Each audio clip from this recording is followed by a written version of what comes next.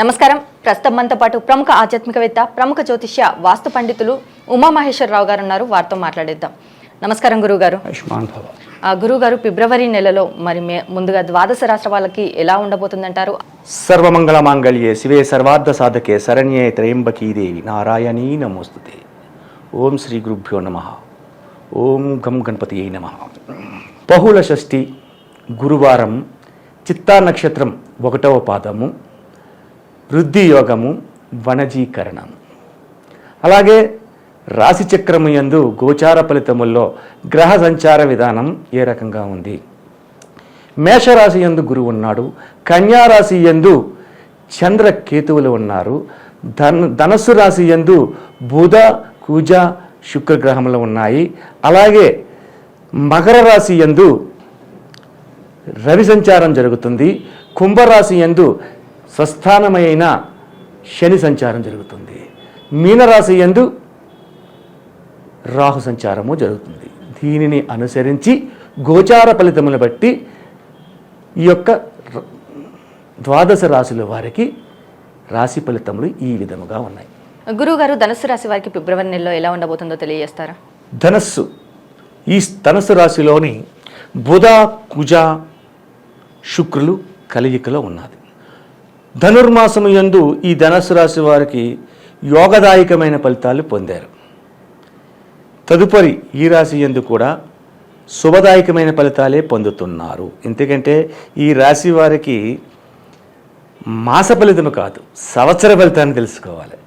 ధనుసు రాశి వారికి సంవత్సర ఫలితం వరకు కూడా అధికమైన శుభదాయకమైన ఫలితాలే పొందడానికి అవకాశం ఉన్నాయి. ఎందుకు శుభదాయకమైన ఫలితాలు పొందడం? మేషరాశి యందు గురుడు ఉన్నాడు, అది మిత్రక్షేత్రమైంది. ఎప్పుడైతే మిత్రక్షేత్రంలో ఉన్నాడో గురువు తత్వంలో ఉద్యోగ రంగం, నిలకడి అయిన ధనయోగం, సంఘ గౌరవ మర్యాద పలుకుబడులు, ఉన్నతమైన పదవులు, ఈ యొక్క 4 ఫలితాలు ఈ ధనుసు రాశి వారికి లాభదాయకమైన ఫలితాలు ఇస్తున్నాయి.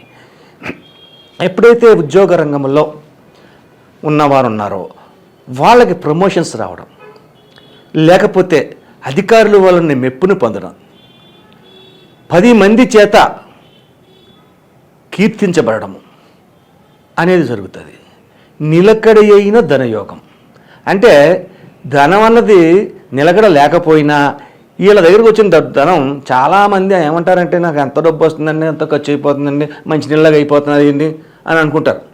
కానీ వీళ్ళకి అలాగ అవ్వదు. ఈ మాసమందు ఈ ఫిబ్రవరి నెలలో వీరి దగ్గర ధనం నిలబడుతుంది, వస్తుంది.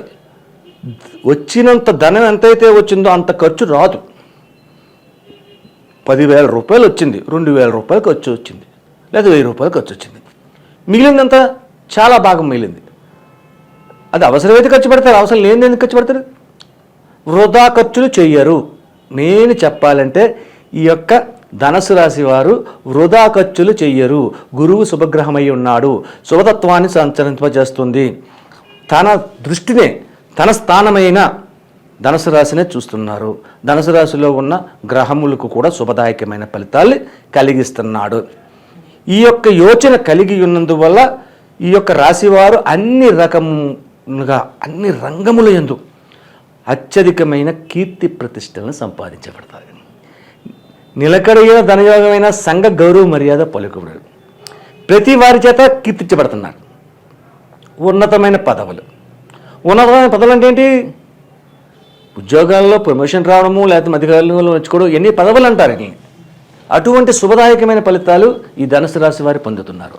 ఇక భార్యాభర్తల మధ్యన అవగాహన ఏ రకంగా ఉంది? చక్కటి అవగాహన ఉంటుంది.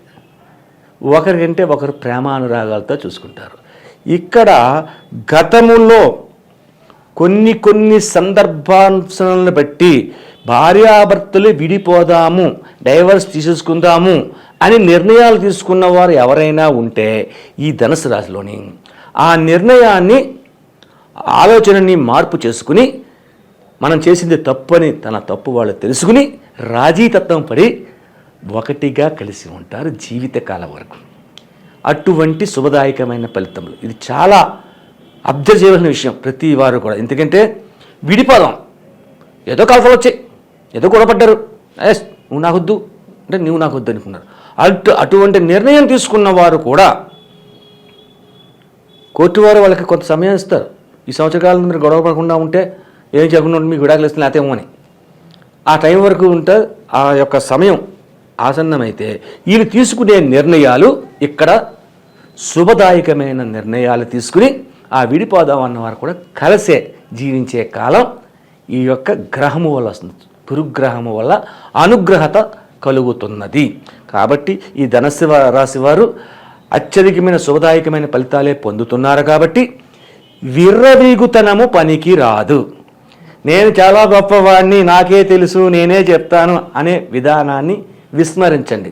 ఈ యొక్క 28 రోజులు కూడా తెలిసినా కూడా తెలియనట్టుగా నటించండి.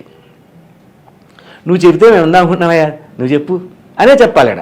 ఎందుకంటే దాని వలన శుభదాయకమైన ఫలితాలు పొందగలుగుతారు అనేది వస్తుంది. ఇక విద్యార్థులు ఏ రకంగా ఉన్నారు? విద్యార్థులు కూడా శుభదాయకమైన ఫలితాలే పొందుతున్నారు. అత్యధికమైన లాభదాయకమైన ఫలితాలు పొందగలరు. మరి అలాగే వీరికి పాటించాల్సిన పరిహారాలు ఏంటంటారు? ఈ యొక్క రాశివారు, ధనుస్సు రాశి వారు చేయవలసింది ఏంటంటే, దగ్గరలోని మనకి అత్యధికంగా దగ్గరగా ఉన్నది ఉగాది ఉంది. దగ్గరగా ఉగాది ఉంది.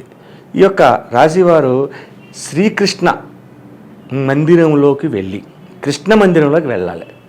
కృష్ణతత్వానికి తీసుకోవాలి ఇక్కడ ఈ ధనుసు రాశి వారు. అంటే కృష్ణుడి గుడి అంటే కొన్ని కష్టం దొరకడం.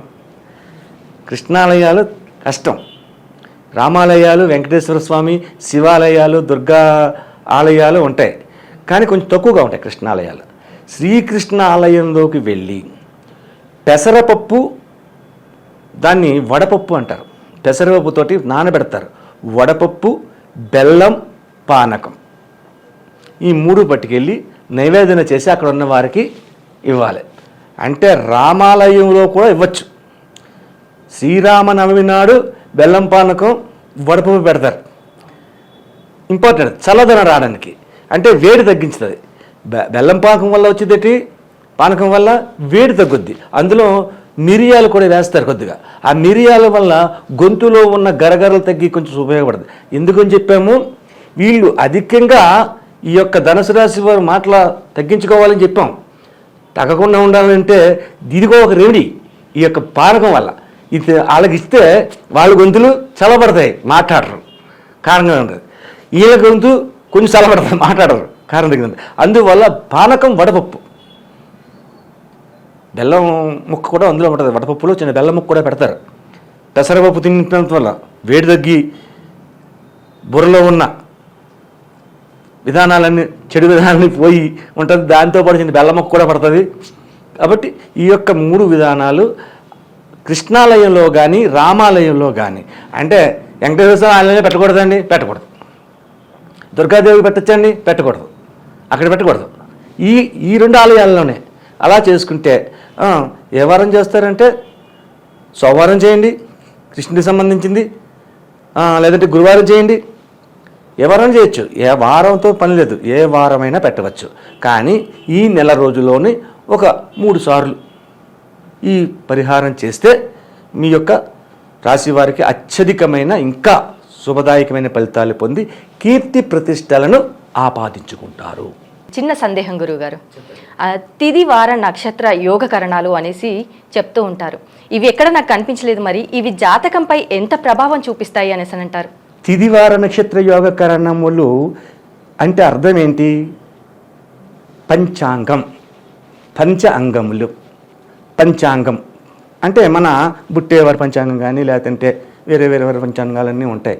ఆ పంచాంగంలో పూర్వకాలంలో వచ్చే పంచాంగంలో తిదివార నక్షత్ర యోగకరణాలు రాసేవారు. ఇప్పుడు పంచాంగంలో రాయటం లేదు, తిది వారము నక్షత్రమే రాస్తున్నారు, యోగం కరణం రాయట్లేదు. ఈ జాతకానికి తిదివార నక్షత్ర యోగకరణాలు తెలుసుకోకుండా చెప్పడం అనేది జరగదు. మనం గోచార ఫలితం చెప్తున్నాం, దీనికి ఈ రాశి ఫలాల్లో గోచారం చెప్తున్నాం. ఈ గోచారం గురించి ఒక్కదాని గురించి మామూలుగా ఏదో ఈ నక్షత్రాన్ని, ఈ జాతక చక్రాన్ని చూసేసుకుని ఏదో చెప్పేస్తే సరిపోదు. అది అందరికీ అనువదించాలి. నీ ఒక్కదానికి అనువదిస్తేలాగా అందరికీ అనువదించాలి. అండ్ కాబట్టి మనం దీన్ని ఈ గోచార ఫలితంలో తిదివార నక్షత్ర యోగ కరణాల పేర్లు చెబుతున్నాను. అంటే యోగాలు ఎన్ని? 27 యోగాలు ఉన్నాయి. కరణాలన్నీ 9 ఉన్నది. ఈ యొక్క కరణాల వల్ల మనిషి యొక్క మనోగత అభిప్రాయాన్ని మనం తెలుసుకోవచ్చు.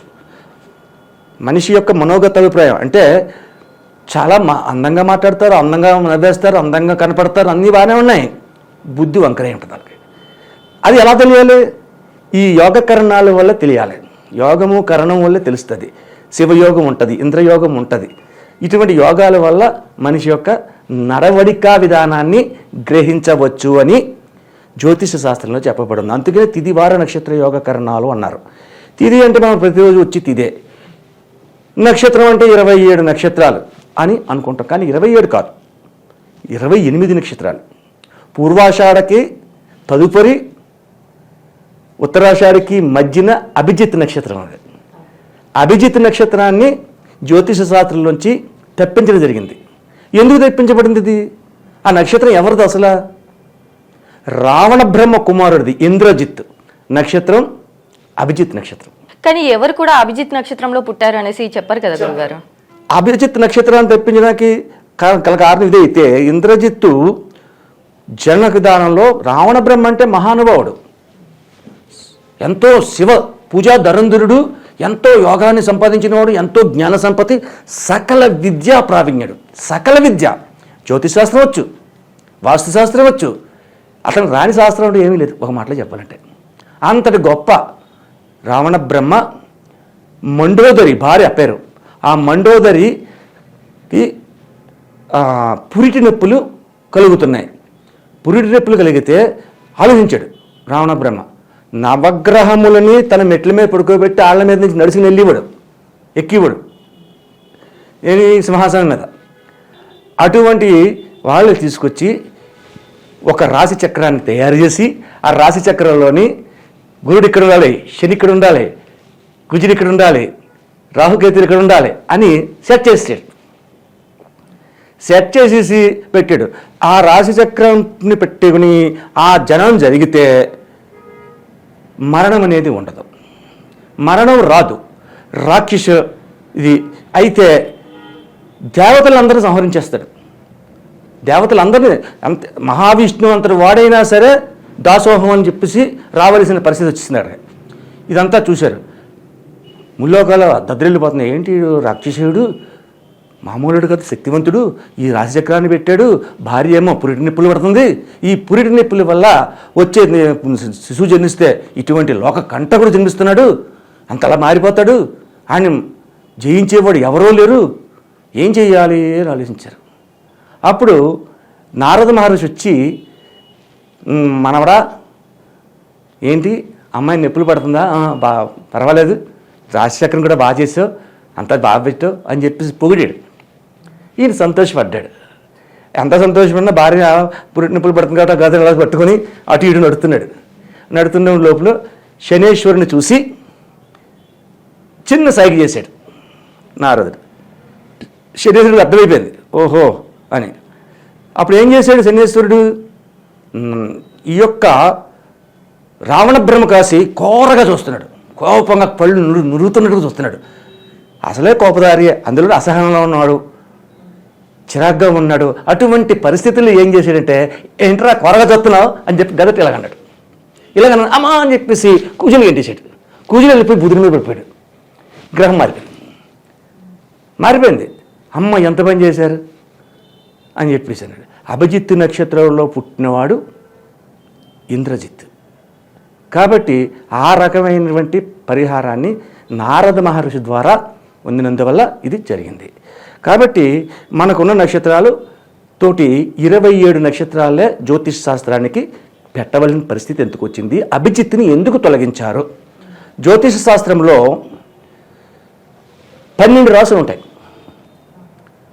9 గ్రహములు ఉంటాయి. 12 రాసులు 9 గ్రహములు. రాశి ఫలితంలో చెప్పాలి అంటే ఏం చెప్పలే. అశ్వని భరణి కృత్తికా పాదో. అశ్వని 4 పాదములు, భరణి 4 పాదములు, కృత్తిక 1 పాదము కలిపితే మేషరాశి. అంటే ఎన్ని పాదాలు కలిసాయి మేషరాశులని? 9 పాదాలు కలిసాయి. 12 9 108. అంటే లెక్కను సరి చేయాలి. లెక్క సరి చేయకపోతే అది జ్యోతిశాస్త్రం చెప్పడం కుదరట్లేదు. నవగ్రహాలే ఉన్నాయి కాబట్టి ఈ యొక్క గ్రహము సంచారం చేయాలి అన్న ఉద్దేశంతో అభిజిత్ నక్షత్రాన్ని తీసివేసి జ్యోతిష శాస్త్రాన్ని రచించారు. అభిజిత్తు నక్షత్రం ఉంటే చేస్తే రావణ బ్రహ్మ రాసిన జాతకాలు వస్తాయి. అందువల్ల అభిజిత్ నక్షత్రాన్ని తొలగించమైంది. ఇక ఈ తిథివార నక్షత్ర యోగాల గురించి మనం చెప్పుకున్న తర్వాత మంచి యోగం ఏంటి, చెడ్డ యోగం ఏంటి, అలాగే కరణములో మంచి కరణం ఏంటి, యోగములో కరణములో చెడ్డ కరణం ఏమిటి అనేది ఉంది. కింస్తుగ్న కరణం. కింస్తుగ్న కరణం అంటే ఆఖరి కరణం, అది 9వ కరణం. కింస్తుగ్న కరణం అంత మంచిది కాదు. ఈ కింస్తుగ్న కరణంలో జన్మించిన వాళ్ళు ఉంటే ఏమవుతుందంటే వాడికి ఆలోచన విధానాలన్నీ కూడా వ్యతిరేకంగా ఉంటాయి. ఆలోచించేది వ్యతిరేకంగా ఆలోచిస్తాడు. ఈ దగ్గర మనం డబ్బులు ఎంత లాక్కుంటే మంచిది, ఎంత తీసుకుంటే మంచిది అనే భావం కలిగిన వాళ్ళు ఉంటారు. పైకి అందంగా కనపడతారు. యోగంలో అయితే మనం జన్మించిన యోగాన్ని బట్టి మనం ప్రవర్తన తీరు ఉంటుంది. కాబట్టి ఈ తిథి వార నక్షత్ర యోగా కరణములని దృష్టిలో పెట్టుకుని వాటి యొక్క విధానాన్ని బట్టే మన యొక్క చెప్పే రాశి ఫలితములలో ఈ యొక్క గోచార ఫలితములో యోచన చేసుకుని చెప్పుకోవాలి. సరే, ఇంత చెప్పాం. ఈ యొక్క గోచార ఫలితం చెప్పింది 100% ప్రజలకు పనిచేస్తుందా? పనిచేయదు.